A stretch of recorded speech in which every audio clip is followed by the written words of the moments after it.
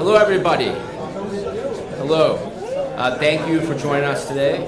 Good morning and salam alaikum. My name is Nicholas Harris, and I am a member of the board and the interim executive director of the Middle East Policy Council, or MEPC.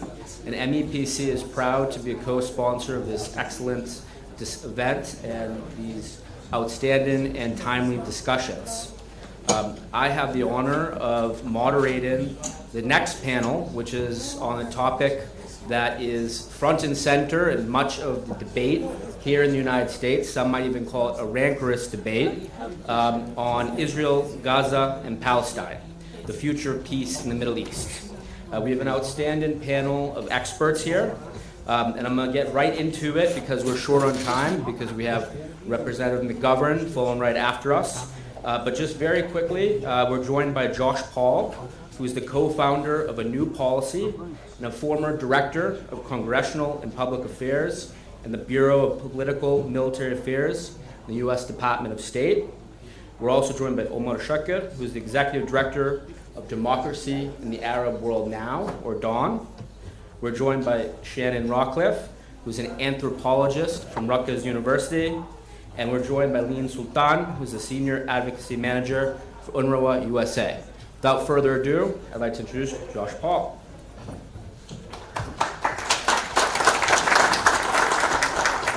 Thank you very much. Thank you very much to CSID and MPAC for pulling together this really informative conference. You'll have to excuse me, my printer gave up the ghost this morning, so I'm speaking from my notes on my phone. So the panel here that we're here to talk about is ultimately about Israel and Palestine. But to get into that, I want to take a step back and really pick up where we left off in the last panel by looking at the region and what I think is defined by an interplay between three different types of instability, three forms of instability that are intertwined. And they are the instability of the US, of Israel, and as we've been discussing, of the Arab regimes.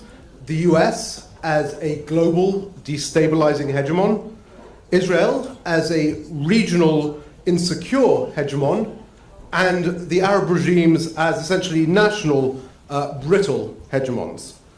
So to back up and look at that global level and the current role of the United States in the world, I think it is very clear that the United States at this point is certainly still the most powerful country in the world, but it is visionless, it is adrift. It has essentially no guiding foreign policy other than the maintenance of the status quo. Essentially, you know, when I think about the United States and how it addresses the world these days, we used to play a game when I was growing up, at least in England we called it Grandma's Footsteps, you probably call it something else in America, which is, you know, where you're sort of standing and everyone is walking up behind you, you turn around and everyone has to freeze, right? And I feel like that's often the way that US foreign policy these days is conducted, that if nothing is changing in the world, we are happy, we can keep our back to that region, okay, nothing going on over there.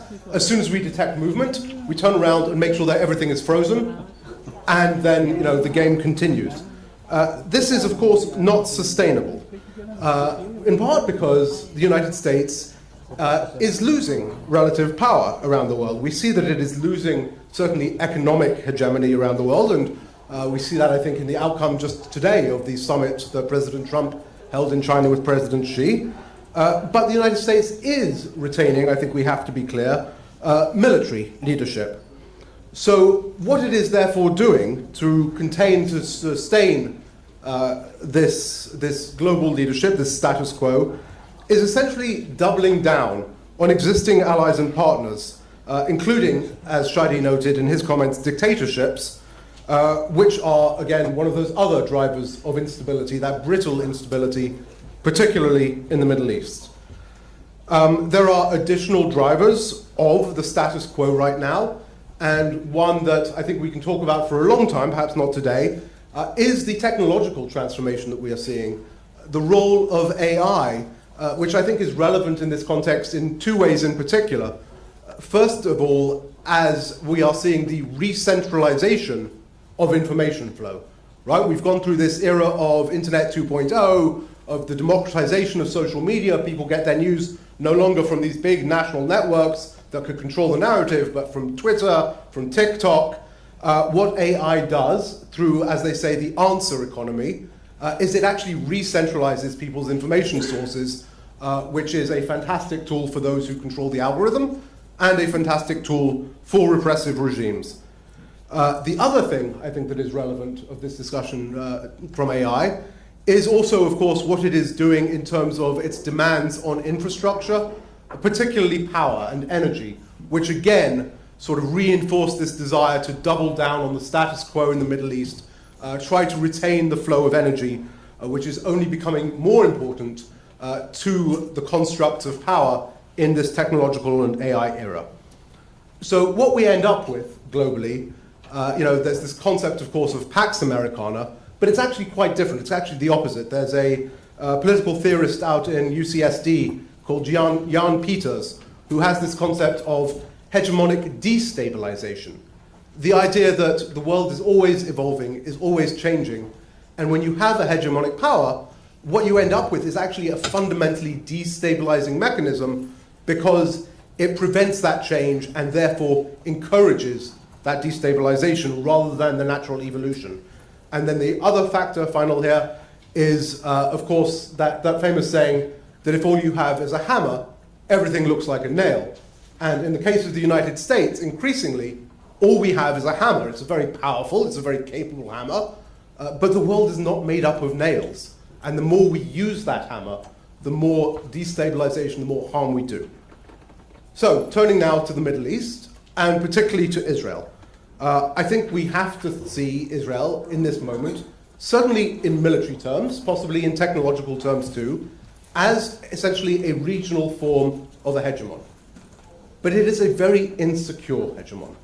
There is, I think, a frankly society-wide, almost psychological insecurity that Israel has reinforced for itself to see everything as a threat. If you look at Israel's national security doctrine, which they've now updated and they've published now twice, the concept at the core of it is, look, we're never going to be 100% secure, so therefore our national security strategy is based, A, on deterrence, and when deterrence fails, which it always will, the strategy says, on overwhelming force.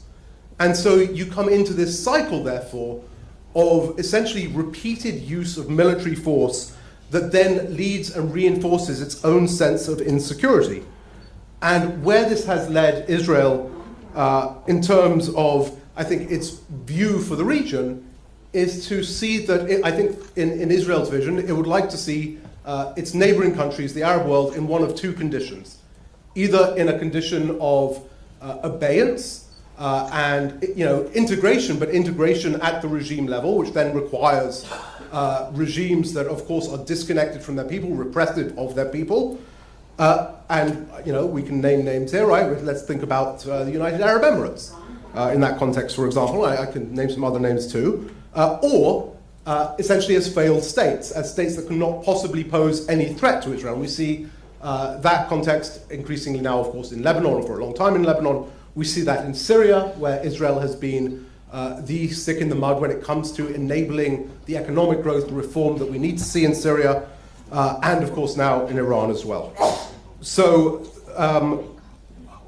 we see this sort of unipolarity, in a sense, in the region, and Israel's capture of US political allies and its reinforcement by its alignment with a lot of those economic drivers that I was talking about in the tech sector, in the energy sector.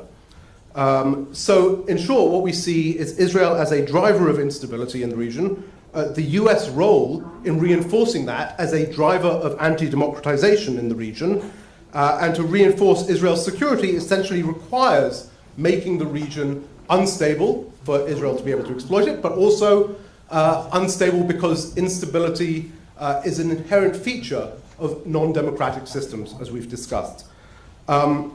Turning very quickly, of course, and we'll hear a lot more from the other speakers here, but this creates, of course, one of those fundamental binds, particularly when it comes to the Palestinians, who, from an Israeli perspective, are both something that they would like to pretend doesn't exist, and are certainly working as hard as possible to make that the case, but also a fundamental driver of that instability, of that insecurity, right? Because a fundamental claim of Israel is to be the people of the land, to have the ownership of the land, the right to the land, and yet here are people who are resident, who have a long, long history, and who are the people of the land. And so there is that intertwining there that makes, I think, the Palestinian question for the government of Israel one that is both existential in a psychological sense, but which is key to untangling any future peace and stability in the region.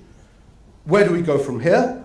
So I think there are three potential paths forward, and I have to say, none of them particularly uplifting. I think either we see regimes reorient away from the US, leading to a rebalancing of the power mapping in the region. There is, of course, some diversification that has already been happening. There's perhaps an acceleration as a result of the catastrophic war with Iran. But at the end of the day, the US does remain the only country in the world that is going to project power and get itself involved in these ways. And therefore, I think, while there will be some diversification, it's not going to be a transformation. You're not suddenly going to see, China or the European Union take a real leadership role in the region. Or the second opportunity or second chance is that the US reorients its policy away from Israel and looks to a more sort of rebalanced power balancing approach within the region. That is certainly something I think my organization, A New Policy, would like to see the US shift its policy here and take an approach to the region that is more actually in line with longer-term US interests rather than this short-term status quo. I think that, we all know, is an uphill battle, although it is one that continues. Or, that final possibility, the US essentially turns its back on the region. I think this would be part of the US turning in more on itself, and that is very much a potential in the coming years, as we see. But that is perhaps not a good sign for where the US is, but at the end of the day might be the healthiest outcome for the Middle East, if not for much of the world. So thank you all very much.